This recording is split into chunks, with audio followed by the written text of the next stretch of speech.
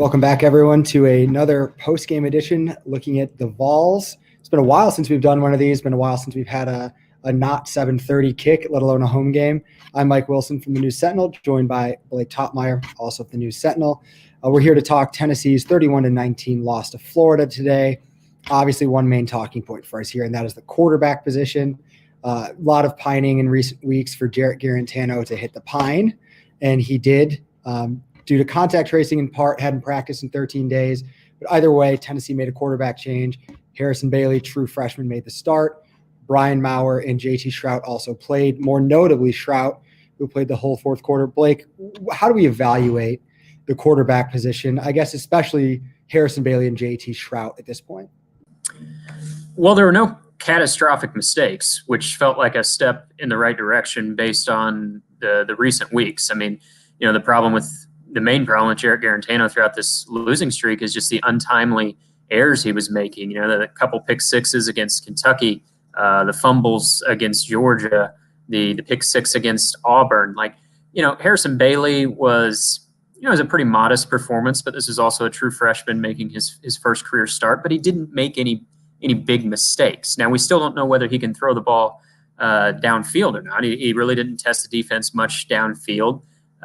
Not necessarily all his fault. I thought Tennessee mocked up a pretty conservative game plan for Bailey, and he executed it reasonably well with a lot of short passes and was efficient. I mean, the offense wasn't really explosive under him. It was still an offense that has largely struggled throughout this losing streak. The running game was pretty average tonight. I thought Shrout gave Tennessee a lot of life in the fourth quarter. This is a guy that hasn't played since he threw one pass in the Kentucky game, all the way back on October 17th. And I know the game was lopsided by that point in the fourth quarter.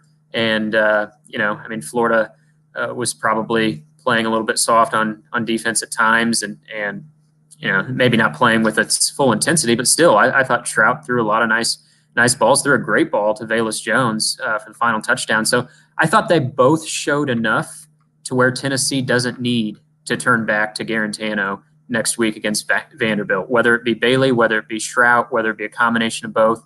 I think both players showed enough to where the Jarrett Guarantano era, I think, is finally coming to an end at Tennessee. Hard to fathom in a way, because Jarrett Guarantano has been such a staple of Tennessee in, unfortunately, some very down years in recent seasons.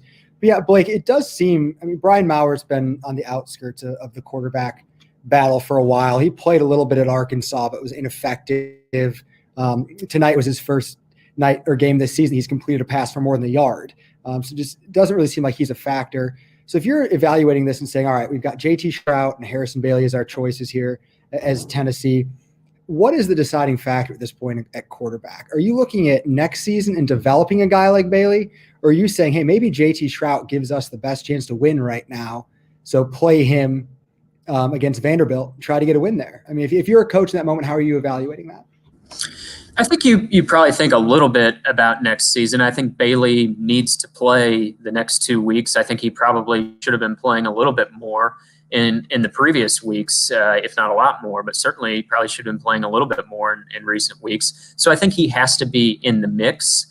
But I also think you can kind of cut it at both ends there, because I think if Jeremy Pruitt goes back and looks at things and really likes what he saw from JT Shrout in the fourth quarter, I do think that it's fair to consider Shrout as a starter against Vanderbilt. If you think that he gives you the best chance to win against Vanderbilt, even though, we don't know whether Shrout will opt to come back next season or hit the transfer portal. He kind of seemed like a guy unsure himself in the post-game interview session tonight, making really no commitments beyond this season.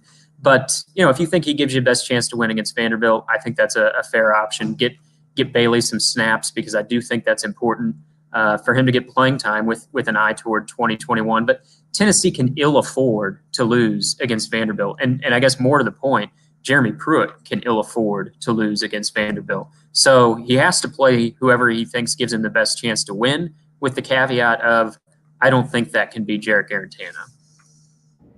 Yeah, Blake, then just looking at the overall state of the Tennessee program going into the final two games, how do you look at it? What do you think needs to be seen from Jeremy Pruitt to I don't think we're feeling that it's headed in direction of see you later, given the contract extension, the overall picture of everything. But how do you evaluate what Tennessee has to have in the final 2 games?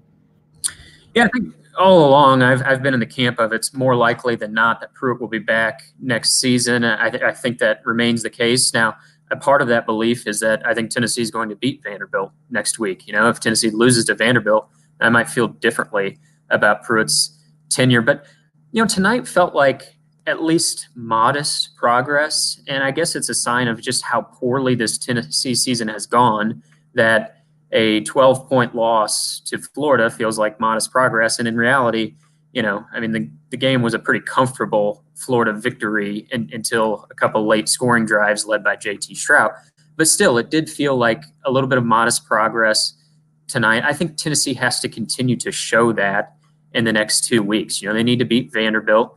They need to be competitive against Texas A&M. Do those things, and to me, there's not much question that Pruitt is going to be back next season because of the reasons that you mentioned. Lose to Vanderbilt, get blown out by Texas A&M, might be feeling differently. But, Pruitt didn't sound like a guy in the mood for moral victories tonight.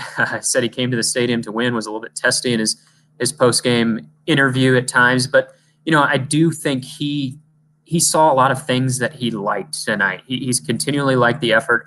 I think he was pleased with more pleased than not by what he saw from Bailey to Strout.